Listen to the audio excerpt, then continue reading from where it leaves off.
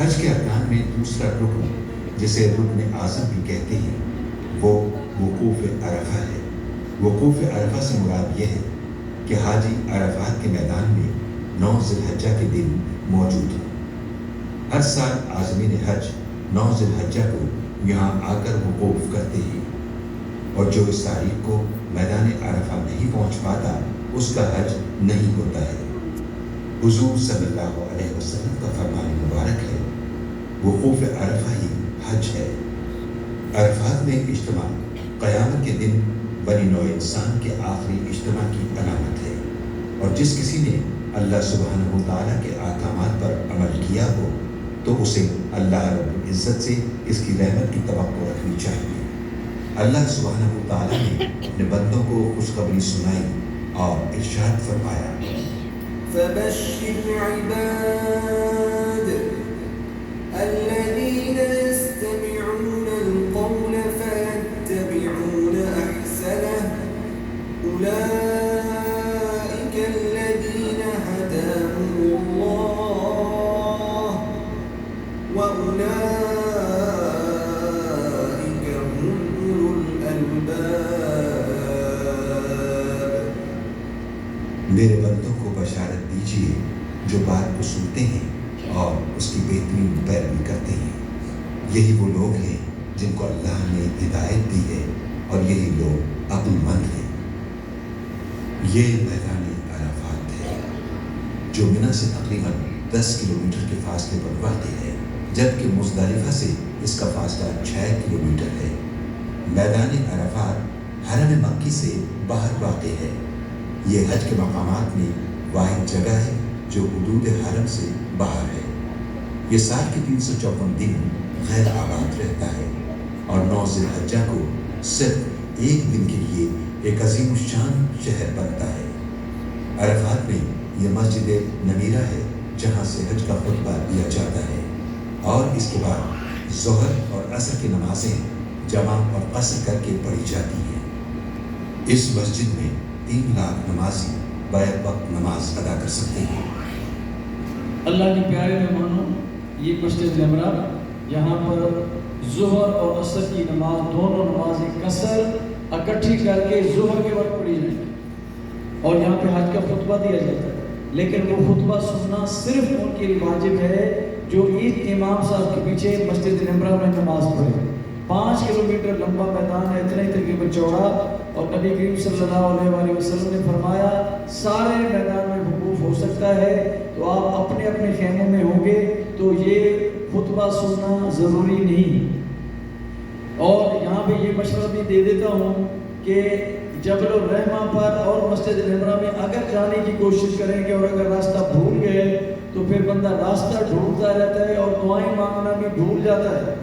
اس لیے اپنے خیمے میں رہیے، وہاں پہ اے سی والا ماحول ہوگا، کھانا بھی ملے گا، خصوصی جگہ بنی ہوئی ہیں، آرام سے رہیے اور دعائیں کیجیے۔ وہاں پر ظہر سے لے کے سورج غروب ہونے تک عرفات کے میدان میں دعائیں مانگنے کا وقت ہے۔ اللہ سے ایک ایک گناہ آج مانگ کے معاف کرائیے، زندگی کی پوری فلم چلا دے، یا اللہ وہ بھی معاف کر، یا اللہ وہ بھی معاف کر، مجھے بھی معاف کر، میرے ماں باپ کو معاف فرما دے۔ کیا بڑی مولا معاف کریں، عدل کریں نا انصاف کریں، مولا معاف کریں، مولا معاف کریں۔ آج اللہ سے معافی مانگنے کا دن ہے، اور اللہ کے پیارے مہمانوں میں کئی دفعہ دیکھتا ہوں کہ اس وقت بھی اللہ کے بندے تھک جاتے ہیں، مانگتے مانگتے تھک جاتے ہیں۔ میں کہتا ہوں اے اللہ ہم تو تجھ سے مانگ کے تھک جاتے ہیں، اور تو ہمیں دیتے دیتے نہیں تھکتا، تو ہمیں بن مانگے دیتا ہے۔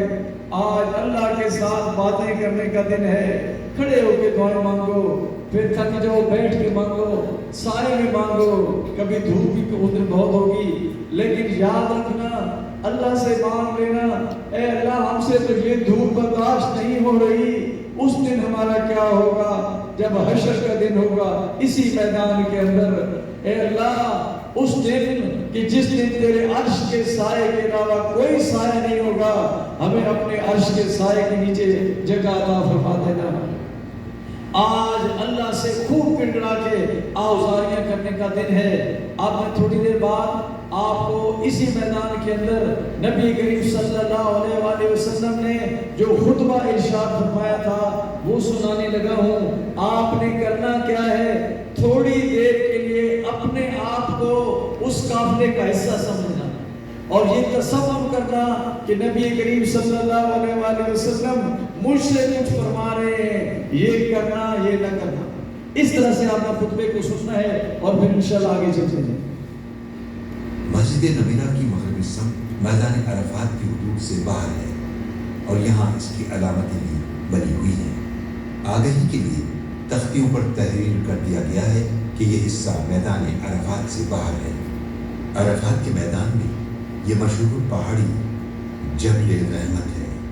جبل رحمت میدان عرفات کے شمال مشرق میں ایک مخلوطی پہاڑی ہے جس کے قریب پیغمبر اعظم و آخر الزمان محمد مصطفیٰ صلی اللہ علیہ وسلم نے وقوف فرمایا تھا۔ عرفات میں آپ صلی اللہ علیہ وسلم نے خطبہ حج دیا جو خطبہ حجۃ الوداع کے نام سے مشہور ہے۔ یہ خطبہ ایک عظیم شان منشور ہے جو رہتی دنیا تک انسانیت کی کامیابی کی ضمانت ہے۔ اس کے چند بنیادی نکات یہاں پیش کیے جا رہے ہیں۔ آپ صلی اللہ علیہ وسلم نے فرمایا، میری باتوں کو پوری توجہ سے سنو، سمجھو، یاد کرو، یاد رکھو کہ میں تمہیں وصیتیں اور نصیحتیں کر رہا ہوں۔ سنو، شاید اگلے سال مجھے اور تمہیں ایسی محفل میں اکٹھے ہونے کا موقع نہ ملے۔ میں آج کے دن مسلمانوں کی جان و مال اور عزت و آبرو کو قیامت تک ایک دوسرے پر حرام کرتا ہوں، جیسے کہ یہ حج کا دن، حج کا مہینہ اور یہ شہر مکہ مکرمہ مقدس و محترم ہے۔ جس طرح تمہیں اس دن، اس مہینے اور اس شہر کا احترام ہے، اسی طرح تمہیں ایک دوسرے کے مال، آبرو اور خون کا احترام کرنا چاہیے۔ کوئی چیز جو ایک بھائی کی جائز ملکیت میں ہے دوسرے پر حلال نہیں، جب تک کہ وہ خود اپنی خوشی سے اسے نہ دے۔ یاد رکھو، ایک دن ہم سب کو مر کر اللہ تعالیٰ کے حضور میں حاضر ہونا ہے، جہاں ہر ایک سے اس کے اعمال کے بارے میں پوچھا جائے گا۔ لوگوں، یاد رکھو، زمانے جاہلیت کی ہر رسم میرے قدموں کے نیچے ہے، میں اسے ختم کرتا ہوں۔ زمانہ جاہلیت کے قتل و خون کے جھگڑے آج ختم ہوئے۔ سب مسلمان بھائی بھائی ہیں، گورے کو کالے پر، کالے کو گورے پر، عربی کو اجمی پر اور اجمی کو عربی پر کوئی فضیلت حاصل نہیں۔ ہاں، صرف پرہیزگاری اللہ کے نزدیک افضل ہے۔ غلاموں اور عورتوں کے تم پر حقوق ہیں، ان حقوق کا خاص خیال رکھو۔ عورتوں کے ساتھ نرمی اختیار کرو اور مہربانی سے پیش آؤ۔ عورتوں سے متعلق اللہ سے ڈرو، کیونکہ تم نے انہیں اللہ تعالیٰ کی امانت کے ساتھ حاصل کیا ہے اور تم نے انہیں اللہ تعالیٰ کے حکم کے ساتھ حلال کیا ہے۔ غلاموں کو وہی کھلاؤ جو خود کھاتے ہو اور انہیں وہی لباس پہناؤ جو خود پہنتے ہو۔ ہر شخص اپنے کیے کا خود ذمہ دار ہے، بیٹا باپ کا اور باپ بیٹے کے جرم کا ہرگز ذمہ دار نہیں۔ اے لوگو، اللہ تعالیٰ نے وراثت میں سے ہر وارث کے لیے حصہ مقرر کیا ہے اور 1/3 مال سے زیادہ وصیت کرنا جائز نہیں ہے۔ بچہ اس کا ہے جس کے بستر پر نکاح میں پیدا ہوا اور بدکار کے لیے پتھر۔ جس نے اپنے باپ کے بجائے کسی دوسرے کو باپ قرار دیا تو ایسے شخص پر اللہ اور فرشتوں اور تمام انسانوں کی طرف سے لعنت ہے۔ اس کے لیے قیامت کے دن کوئی بدلہ نہ رکھا جائے گا۔ جس کے قبضے میں کوئی امانت ہے تو اسے اس کے مالک کو ادا کر دے۔ دور جاہلیت کا سود مکمل ختم کر دیا گیا ہے۔ البتہ تمہارے لیے اصل پر حق ہوگا، نہ تم کسی پر ظلم کرو، نہ تم پر ظلم کیا جائے گا۔ لوگوں، نہ میرے بعد کوئی نبی آئے گا، نہ نئی امت پیدا ہوگی۔ خوب سن لو، اپنے رب کی عبادت کرو، 5 وقت نماز پڑھو، رمضان کے روزے رکھو، مال کی زکوٰۃ خوشی خوشی ادا کرو، خانہ کعبہ کا حج کرو اور اپنے حاکموں کے فرما بردار رہو۔ اس کی جزا یہ ہے کہ اپنے پروردگار کی جنت میں داخل ہو جاؤ گے۔ میں تم میں دو چیزیں چھوڑے جا رہا ہوں کہ اگر تم انہیں مضبوطی سے پکڑ لو گے تو کبھی گمراہ نہ ہوگے، اور وہ ہیں کتاب اللہ اور اس کے نبی کی سنت۔ جو لوگ یہاں موجود ہیں وہ یہ باتیں غیر حاضر لوگوں تک پہنچا دیں۔ ممکن ہے بعض سامعین کے مقابلے میں بعض غیر حاضر لوگ ان باتوں کو زیادہ اچھی طرح یاد رکھیں اور ان کی حفاظت کریں۔ جی، تو انشاءاللہ ان باتوں پر عمل کریں گے انشاءاللہ۔ اللہ کے پیارے مہمانوں، عرفات کے میدان میں کی 2-3 باتیں میں آپ کو اور سناتا ہوں اور پھر انشاءاللہ آگے سے اور مسجد نمیرہ میں نماز ادا کرنا ضروری ہے۔ وہ وہاں تک پہنچنے کے لیے بہت مشقت اور صعوبتیں برداشت کرتے ہیں۔ اسی میں بہت سے حجاج راستہ بھول جاتے ہیں، جس سے انہیں تکلیف پہنچنے کا بھی خدشہ ہوتا ہے۔ رسول کریم صلی اللہ علیہ وسلم کا فرمان ہے، سارا میدان عرفات ہی وقوف کی جگہ ہے۔ سعودی حکومت جی، تو سارا عرفات وقوف کی جگہ ہے۔ اب پیارے بچوں اور پیارے بھائیوں سن لیجیے، سورج غروب ہونے سے پہلے عرفات سے نہیں نکلے۔ جب سورج غروب ہو جائے گا بغیر مغرب کی نماز پڑھے مزدلفہ کو روانہ ہو جائیں گے انشاءاللہ، اور مغرب کی نماز وہاں پر پڑھیں گے انشاءاللہ۔ اور یہاں پہ اگر مسجد نمرہ میں ہیں تو امام صاحب کے پیچھے اسی طرح نماز پڑھیں گے، لیکن اگر آپ اپنے خیموں میں ہیں تو پھر آپ نے یہ نمازیں اپنے اپنے وقت میں پڑھیں۔ اب مزدلفہ چلتے ہیں کہ مزدلفہ میں کیسی ہمیں رات گزارنی ہے یہ دیکھیں۔ حجہ کی درمیانی رات مزدلفہ میں بسر کرتے ہیں، جہاں وہ اللہ کی عبادت اور قیام میں مصروف رہتے ہیں۔ قرآن مجید میں مزدلفہ کو مشعر الحرام کے نام سے یاد کیا گیا ہے۔ ارشاد باری تعالیٰ ہے، فَإِذَا أَفَضْتُم مِّنْ عَرَفَاتٍ فَاذْكُرُوا اللَّهَ عِندَ الْمَشْعَرِ الْحَرَامِ۔ جب تم عرفات سے واپس ہو کر مزدلفہ آؤ تو یہاں مشعر الحرام کے پاس اللہ کے ذکر میں مشغول رہو۔ مزدلفہ میں مغرب کی نماز کو عشاء کی نماز کے ساتھ ملا کر ایک ہی وقت میں ادا کیا جاتا ہے۔ حجاج کو چاہیے کہ یہاں اللہ تعالیٰ کا ذکر کریں، تلبیہ پڑھیں، تلاوت کریں، توبہ و استغفار کریں اور دعائیں مانگیں، کیونکہ یہ رات مبارک رات ہے۔ رات میں موقع ملے تو کچھ دیر آرام بھی کیا جا سکتا ہے، کیونکہ یہ سنت سے ثابت ہے۔ صبح سویرے فجر کی سنت اور فرض ادا کریں۔ 10ویں ذی الحجہ میں صبح صادق سے سورج نکلنے کے درمیان حدود مزدلفہ میں کچھ نہ کچھ وقت گزارنا واجب ہے۔ یہی مزدلفہ کا وقوف ہے۔ اگر کوئی شخص بغیر عذر کے صبح صادق سے پہلے ہی منی چلا گیا اور وقوف مزدلفہ بالکل نہیں کیا تو اس پر دم لازم ہوگا۔ البتہ مریض، ضعیف اور خواتین عذر کی وجہ سے صبح صادق سے پہلے منی چلے جائیں تو ان پر دم نہیں ہوگا۔ یہ مسجد اچھا جی، مزدلفہ کا خلاصہ بیان کر دیتا ہوں۔ اللہ کے پیارے پیارے مہمانوں، السلام علیکم۔ حق تو نہیں گیا نا؟ ذرا دونوں ہاتھوں پر کریں بسم اللہ، ماشاء اللہ، اللہ اکبر، سبحان اللہ، اللہ اکبر، سبحان اللہ، اللہ اکبر، ماشاء اللہ۔ ابھی تھوڑا سا وقت رہ گیا ہے اور میں بھی کھڑا ہو جاتا ہوں آپ کے سامنے۔ مزدلفہ کی یہ مسجد مشعر الحرام آپ کو نظر آ رہی ہے۔ نبی کریم صلی اللہ علیہ وآلہ وسلم نے یہاں پہ اپنا وقوف کیا تھا، لیکن سارا مزدلفہ میں آپ وقوف کر سکتے ہیں۔ اب جب ہم عرفات سے چلے تھے 9 کی رات کو، کون سی نماز رہتی تھی؟ مغرب۔ ادھر پہنچتے پہنچتے وقت ہو جائے گا عشاء کا، اس لیے ہر کوئی اب دونوں نمازیں ملا کر پڑھے، مغرب اور عشاء دونوں نمازیں۔ پہلے مغرب کے فرض پھر عشاء کے فرض، درمیان میں کوئی سنتیں نہیں، اس کے بعد سنتیں مغرب کی، پھر 2 سنتیں عشاء کی، اور پھر 3 وتر۔ یہ نماز پڑھ کے آرام کرنا ہے۔ اول وقت میں اٹھ کے فجر پڑھنی ہے، فجر کے بعد اور سورج نکلنے سے پہلے یہ وقوف مزدلفہ کا وقت ہے، اللہ سے دعائیں کرنی ہیں۔ وقوف مزدلفہ واجب تھا کہ رکن؟ واجب، ماشاءاللہ۔ اور یہ واجب ادا کرنے کے بعد یعنی سورج نکلنے سے تھوڑا سا پہلے انشاءاللہ مینا کو چلیں گے آخری مرحلے میں۔ اب مینا کو چلتے ہیں لبیک کہتے ہوئے، اور وہاں پہ ہم نے جا کے کرنا کیا ہے میں آپ کو بھی بتاتا ہوں۔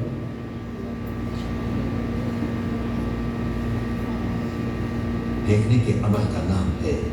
اچھا ایک بات پیارے بچوں، پیارے بھائیوں، مزدلفہ سے چلنے سے پہلے 70 کنکریاں کم از کم 80 چن لینا، چنے کے دانے کے برابر چن کے اپنی پانی والی بوتل پلا دیں۔ وہاں کہیں سے بھی آپ چن سکتے ہیں، لیکن مزدلفہ سے چننا مستحب ہے۔ یہ کنکریاں چن کے رمی کرنے جانا ہے۔ اب رمی دیکھیے، تھوڑا سا آپ کو بتاتا ہوں کیسے کریں۔ رمی حج کے واجبات میں سے ہے۔ ابھی میں آپ کو یہ رمی کرنا بھی حج کے واجبات میں سے ہے۔ آپ چونکہ ہمارے لگتا ہے آخری نشست ہے، دیکھیں حاجی صاحبان ادھر سے جا رہے ہیں یہ، اور آگے یہ دیوار ہے۔ اب حاجی صاحبان پیچھے سے اس کو مارنے کو لگے ہوتے ہیں سارے۔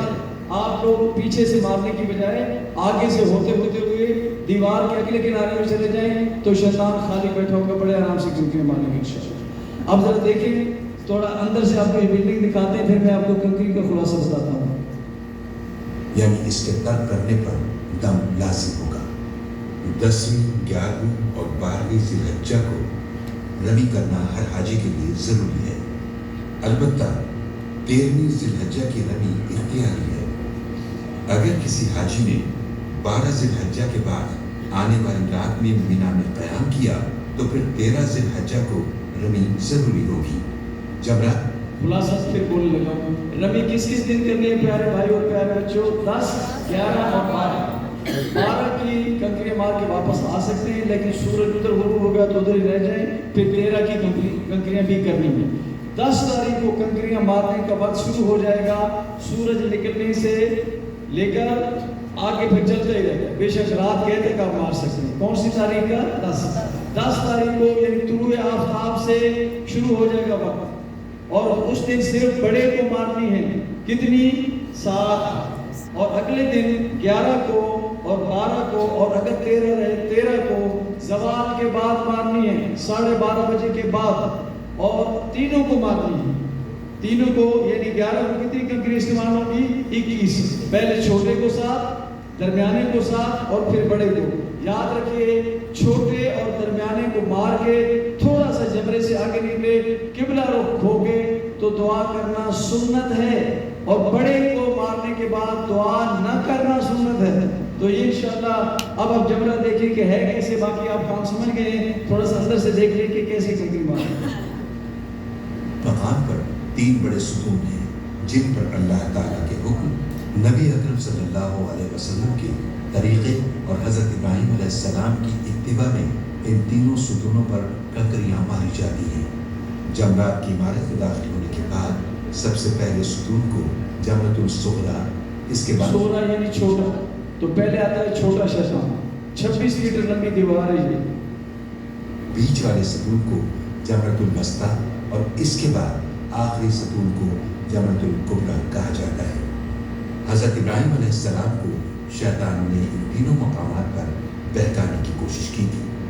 آپ نے ان تینوں مقامات پر شیطان کو کنکریاں ماری تھی۔ اللہ تعالیٰ نے حضرت ابراہیم علیہ السلام کے اس عمل کو قیامت تک آنے والے حاجیوں کے لیے لازم قرار دے دیا۔ اچھا جی، آپ کنکریاں کے بتاتے ہیں 10 تاریخ کو کون سے جمرے کو مارنی ہے؟ بڑے کو کتنی مارنی ہے؟ 7 شاباش، اور کس وقت مارنی ہے؟ طلوع آفتاب کے بعد ماریں گے انشاءاللہ، اور 11 تاریخ کو کس وقت کے بعد ماریں گے؟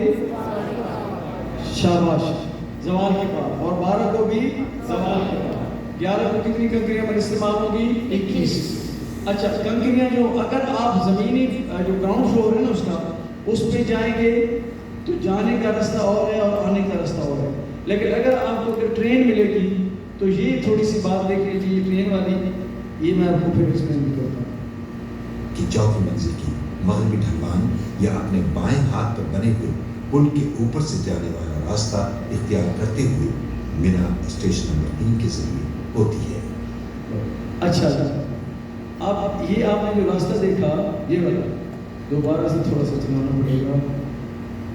ڈھلوان یا اپنے بائیں ہاتھ پر بنے ہوئے پل کے اوپر سے جانے والا راستہ اختیار کر جی اب یہ اگر آپ ٹرین پہ کنکریاں مارنے جائیں گے تو یہ راستہ کلیئر سمجھ لیں، یہ بالکل ٹاپ فلور ہے، چھت پہ ٹرین والے چھت پہ مارتے ہیں۔ اب یہ آپ کی اسکرین کے دائیں طرف سے جو سبز لکیر آ رہی ہے سمجھ لو ادھر سے ٹرین آ رہی ہے، اور جہاں پہ وہ سرخ لائن سے مل گئی ہے یہ ریلوے اسٹیشن مینا 3 ہے، یہاں پہ آپ نے اترنا ہے اور اس سب لائن کو جو یہ جا رہی ہے اس کے ساتھ چلتے چلتے یہ جو پہلی CPC نظر آ رہی ہے یہ چھوٹا جمرہ ہے، اس کو آپ نے پہلے دن کچھ نہیں کہنا، اس کے بعد دوسرا درمیان ہے اس کو بھی کچھ نہیں کہنا، تیسرا آخری ہے اس کو 7 کنکریاں مار کے وہاں سے دائیں مڑنا ہے یا بائیں مڑنا ہے؟ بائیں، شاباش، بائیں لیفٹ سائڈ پہ۔ جو دائیں مڑ جائیں گے وہ 4 دن پھر اپنا خیمہ ڈھونڈتے رہیں گے پہلے بتا، اور جو بائیں مڑیں گے لیفٹ سائڈ پر پل سے ہوتے ہوئے ریلوے اسٹیشن میں انشاءاللہ جلد پہنچ جائیں گے۔ بس صرف یہ کام کا ٹوٹکا تھا کہ پیارے بچوں اگر ٹرین پہ کنکریاں مارنے گئے بڑے جمرے کو کنکری مار کے الٹے ہاتھ مڑنا ہے بائیں سارے تھوڑا سا آگے تاکہ آپ اسٹیشن پہ چلے جائیں، یوں آپ نے کنکریاں مارنی ہے انشاءاللہ۔ اب تھوڑا سا سمرائز کر دیتا ہوں خلاصہ۔ 10 تاریخ حاجی صاحب اہم ترین دن، عید کی نماز حاجی صاحب کی کوئی نہیں، ایام حج میں عید کی نماز بھی نہیں ہوتی، جمعہ کی نماز بھی نہیں ہوتی ان 5 دنوں میں۔ اب 12 کو جمعہ آ رہا ہے تو جمعہ کی نماز بھی ابھی زور پڑے گی ادھر۔ اگلی بات پیارے بچوں کیا ہے؟ 10 تاریخ سب سے پہلے آ کے بڑے جمرے کو رمی، دوسرے نمبر پر قربانی، تیسرے نمبر پر حلق۔ ان تینوں کی ترتیب واجب ہے، اس کو جان بوجھ کے خراب نہیں کرنا۔ جب حلق ہو جائے گا غسل کریں گے، احرام کی چادریں تبدیل کر کے عام لباس پہنیں گے، خوشبو لگائیں گے، احرام کی پابندیاں ختم سوائے اس تواجی تعلقات کے طواف زیارہ کے بعد۔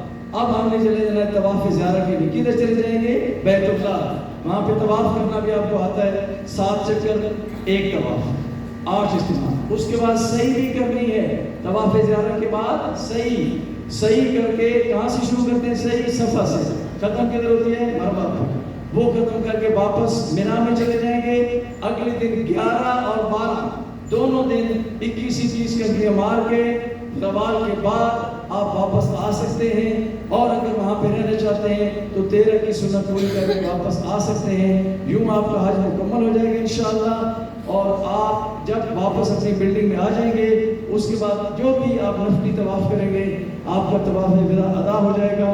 پھر جب بھی آپ کی یہاں سے مدینہ منورہ یا اپنے وطن روانگی ہے چلتے ہوئے ایک الوداعی طواف کیجئے تاکہ آپ کا حج مکمل ہو جائے۔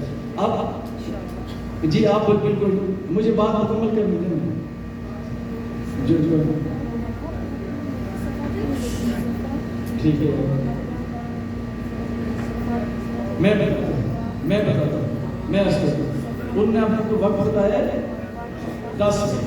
دیکھیں بینک والے کوئی آپ کو میسج نہیں کریں گے، اچھا پلیز بیٹھ جائیں، جنہوں نے سوال کرتے بیٹھ جائیں، ادھر کھڑے نہیں ہونا پلیز، اور جنہوں نے جانے تشریف لے جائیں۔ بھائی نے پوچھا کہ بینک کی قربانی کی انفارمیشن کا کیا ذریعہ ہوگا؟